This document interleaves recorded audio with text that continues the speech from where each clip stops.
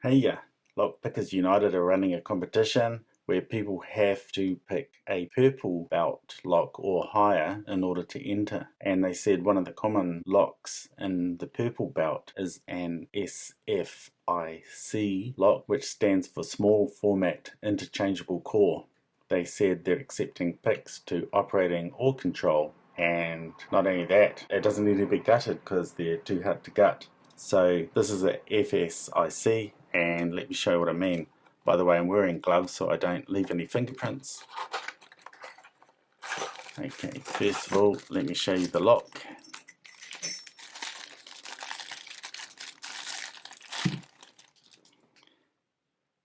Do you see how it's got this bar here?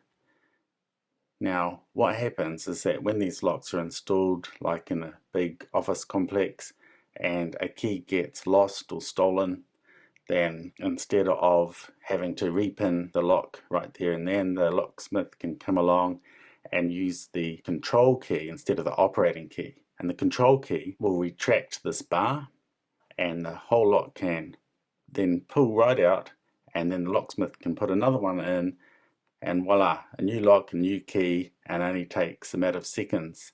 So it's really quick and really good. And then the locksmith can repin the old key and has lots of time to do it.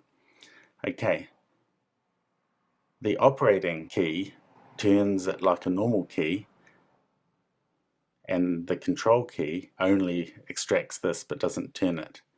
And there are two different shear lines, the operating shear line and the control shear line. And it makes these locks particularly hard to pick, because if I am trying to pick this and I put some of the pins to the control shear line and some of them to the operating shear line, the lock won't open. So if I want to pick this to control, I have to pick all the pins to the control shear lines. If I want to pick it to the operating shear line, I have to pick all the pins to the operating shear line, all of them. Otherwise, it won't turn. Okay, so notice this key is pretty terrible.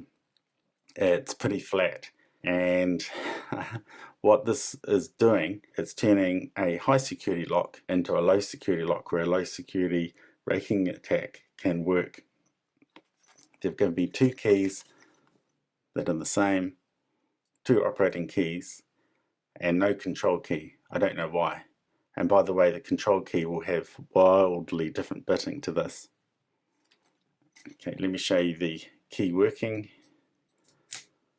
Okay, so it turns, and in fact if I turn it all the way around, give you a close-up, all the way around to here, you can see the pins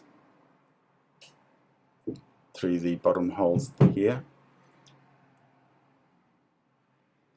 Okay, and if the key's not in all the way, it doesn't turn. Okay, now Lock Pickers United may not accept a raking attempt, because a raking attempt is not meant to work on a high security lock, but we will see. Okay, I only need to pick it to operating or control, so let's see if I can do that on camera. Now the thing I'm going to use, okay, so I'm going to use a Sparrow's worm. And by the way, on these locks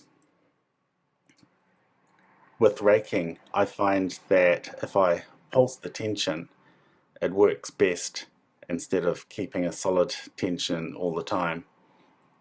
Okay, so that's what I'm going to do. I have been able to rake it with the solid tension, but let's try. How am I going to hold this? I don't have a holder, so I can't put this in a vise very easy, so I'm going to try and hold it in my hands. Makes it a bit difficult, and often my thumb tensions up.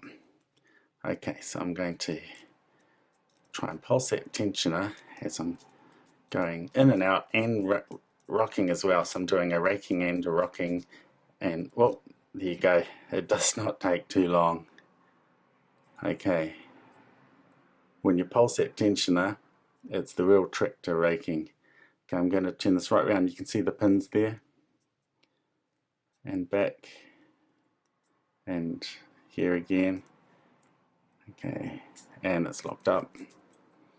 And again, if I put in the key, you can see the pins,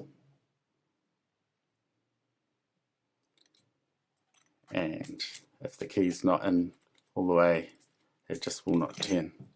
Okay, thanks.